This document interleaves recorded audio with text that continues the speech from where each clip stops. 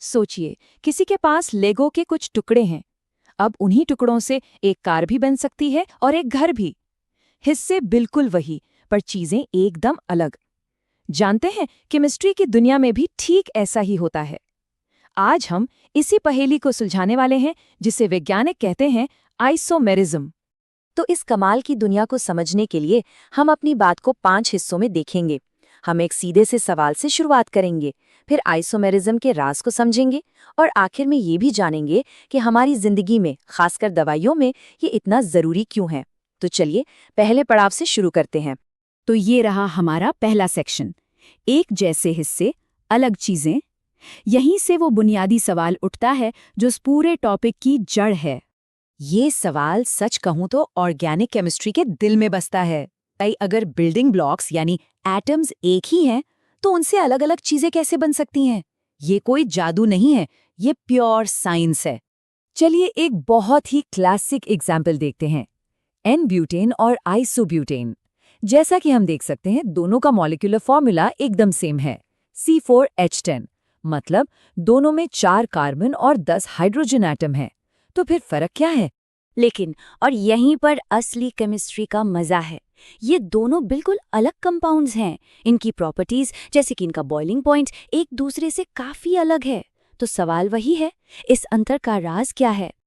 और इसी सवाल का जवाब हमें मिलता है आइसोमेरिज्म के कॉन्सेप्ट में। ये वो चाबी है जो इस पूरे रहस्य का ताला खोलती है। तो आखिर ये आइसोमेरिज्म है क्या? सीधी सी भाषा में, ये वो घटना है जब कंपाउंड्स का मॉलिक्यूलर फॉर्मूला तो एक ही होता है, लेकिन उनके एटम्स की बनावट या फिर 3D स्पेस में उनकी जमावट अलग अलग होती है। और इन जुड़वां लेकिन अलग कंपाउंड्स को हम कहते हैं आइसोमर्स। और ये अंतर 2 मेन वजहों से आता है। पहली, एटम्स के जुड़ने का तरीका ही अलग हो, जैसे एक सीधी माला और एक गुच्छा। और दूसरी वजह, जुड़ाव तो एक जैसा हो, पर 3D स्पेस में उनकी पोजीशन अलग अलग हो, बिल्कुल हमारे बाएं और दाएं हाथ की तरह। तो मोटे तौर पर इन्हीं 2 वजहों से आइसोमेरिज्म को 2 बड़े परिवारों में बांटा जाता है। स्ट्रक्चरल आइसोमर्स, जहां जुड़ाव अलग होता है, और स्टीरियो आइसोमर्स, जहां 3D अरेंजमेंट अलग होता है। चलिए पहले परिवार से मिलते हैं। तो ये रहा हमारा तीसरा सेक्शन, स्ट्रक्चरल आइसोमर्स। जैसा कि नाम से ही पता चल रहा है, यहाँ सारा का सारा खेल स्ट्रक्चर का है, यानी एटम्स आपस में जुड़े कैसे हैं। स्ट्रक्चरल आइसोमर्स में एटम्स के जुड़ने का क्रम ही बदल जाता है।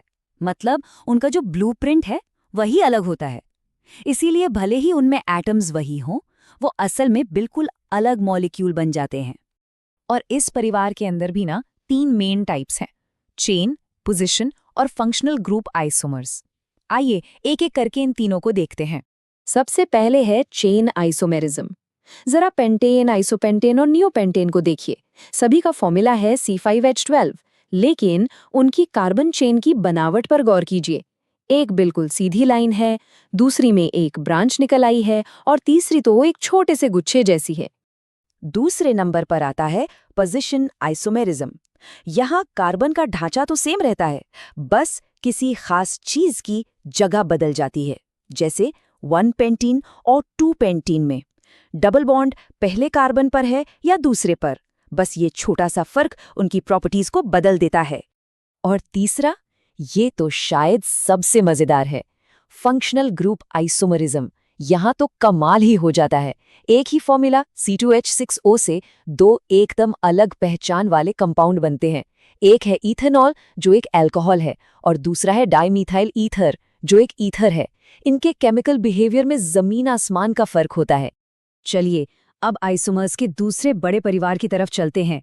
यहाँ मामला थोड़ा और बारीक हो जाता है। यहाँ जुड़ाव तो एक जैसा है, लेकिन 3D स्पेस में उनकी पोजीशन बस वही सब कुछ बदल देती है। तो एक बार फिर से फर्क साफ समझ लेते हैं। स्ट्रक्चरल आइसोमर्स में, जैसा हमने देखा, एटम्स के जुड़ने का ब्लूप्रिंट ही अलग होता है। लेकिन स्टीरियो आइसोमर्स में ब्लूप्रिंट तो एक ही है, बस स्पेस में उनका अरेंजमेंट अलग है। स्टीरियो आइसोमर्स का सबसे मशहूर टाइप है ऑप्टिकल आइसोमर्स, जिन्हें एनांटियोमर्स भी कहते हैं। और इन्हें समझने का सबसे बढ़िया तरीका पता है क्या है? अपने हाथ। जरा अपने हाथों को देखिए। बायां हाथ दाएं हाथ की मिरर इमेज है। पर क्या हम उन्हें एक दूसरे पर एकदम फिट कर सकते हैं? नहीं, अणु भी ऐसे ही हैंडेड यानी हाथों वाले हो सकते हैं। अब सवाल ये है कि मॉलिक्यूल्स में ये लेफ्ट हैंड और राइट हैंड वाली बात आती कहाँ से है? ये आती है एक कायरल सेंटर की वजह से। ये बस एक ऐसा कार्बन आटम है जो 4 अलग-अलग चीजों से जुड़ा होता है। यही वो सेंटर है जो मॉलिक्यूल को या तो लेफ्ट हैंडेड बनाता है या राइट हैंडेड। अच्छा, अब इसमें एक और बहुत ही इंटरेस्टिंग बात है।